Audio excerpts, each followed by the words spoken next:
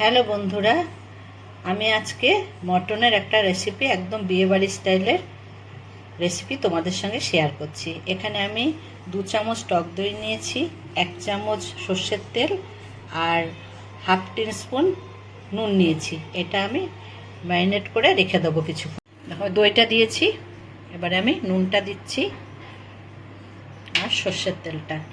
এটা কিন্তু যতক্ষণ 1 ঘন্টা মাখিয়ে রাখতে পারলে খুবই ভালো হয়। আমি এখন এটা মাখিয়ে 1 ঘন্টা রেখে দেবো। ভালো করে এটাকে আমি মাখিয়ে নেব,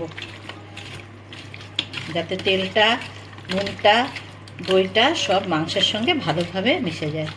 দেখো 400 গ্রাম মাংসের জন্য আমি 125 গ্রাম পেঁয়াজ নিয়েছি আর বড় সাইজের 4 কোয়া রসুন নিয়েছি।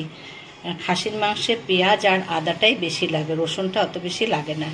পেঁয়াজটা আমি একবার পিষে নিয়েছি। এবার এর মধ্যে যে রসুনটা দেখিয়েছিলাম, রসুনটা আর এই শুকনো লঙ্কা 3টে দিয়েছি। তোমরা তোমাদের ঝাল যেরকম খাও সেই আন্দাজে দেবে। এটা আমি আবার পিষে নেব। খাসির মাংসতে দেখবে শুকনো লঙ্কা পিষে দিলে টেস্টটা, ঘ্রাণটা খুব ভালো হয়। আর যা যা উপকরণ লাগছে সব তোমাদের দেখিয়ে নিচ্ছি। এখানে আমার 60 গ্রাম মতন সর্ষের তেল নিয়েছি। পেঁয়াজ, রসুন আর শুকনো লঙ্কাটা যেটা দেখিয়েছিলাম তোমাদের, ওটা পেস্ট করে নেওয়া হয়েছে। আদা দেখো পেস্ট করে নিয়েছি, এতটা লাগবে না, আমি ওটা তোমাদের পরে দেখাবো কতটা লাগছে।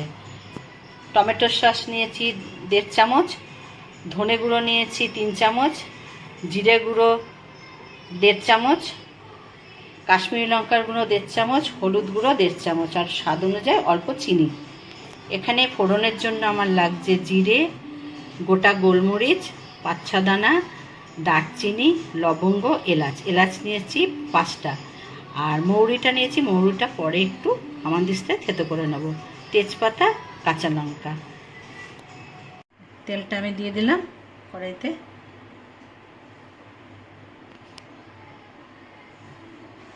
আমি চিনিটা প্রথমে দিয়ে দিলাম।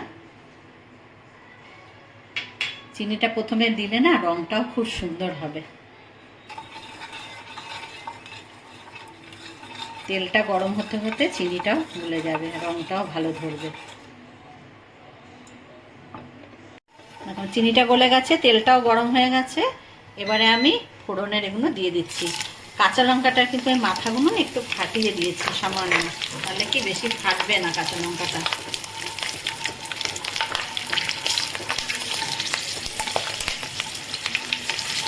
ফোড়নটা আমার সুন্দর করে হচ্ছে, সুন্দর একটা ঘ্রাণ বেরিয়েছে। এবারে আমি পেঁয়াজ বাটাটা এর মধ্যে দিয়ে দিচ্ছি।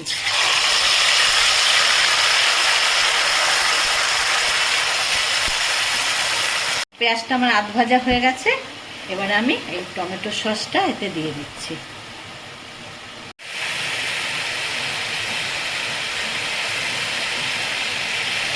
আমি এখন ধনে গুঁড়োটা দিচ্ছি, আগে জিরে গুঁড়োটা দিলাম,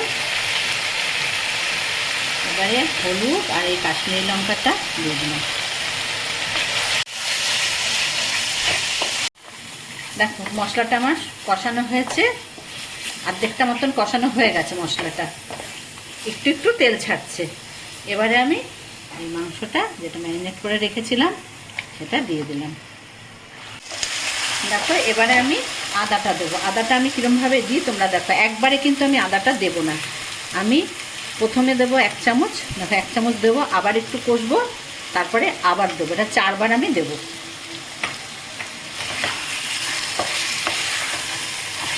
ভালো করে মিলিয়ে নিচ্ছি। কিছুটা আমার কষানো হয়েছে, এবারে আমি আবার 1 চামচ আদা দেবো।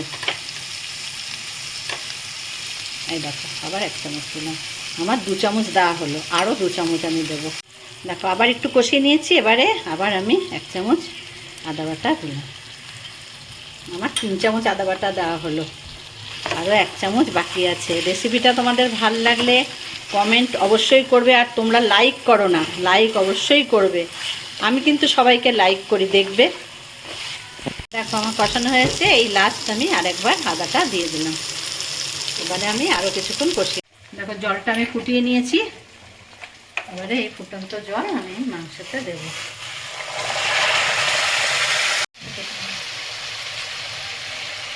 একটু নাড়িয়ে নিলাম, প্রথমে জলটাকে দিয়ে অসুবিধা হচ্ছিল, তো এবারে আমি জলটা দিচ্ছি। দেখো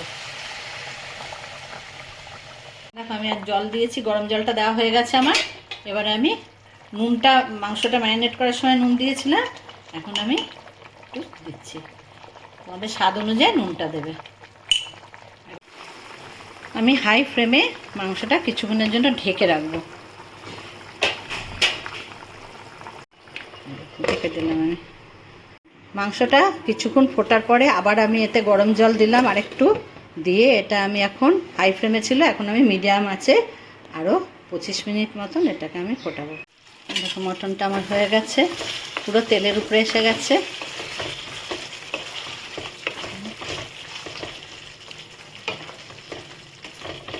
বেল আইকনটা প্রেস করলে তোমরা আমার পুরনো নতুন সব ভিডিওই দেখতে পাবে।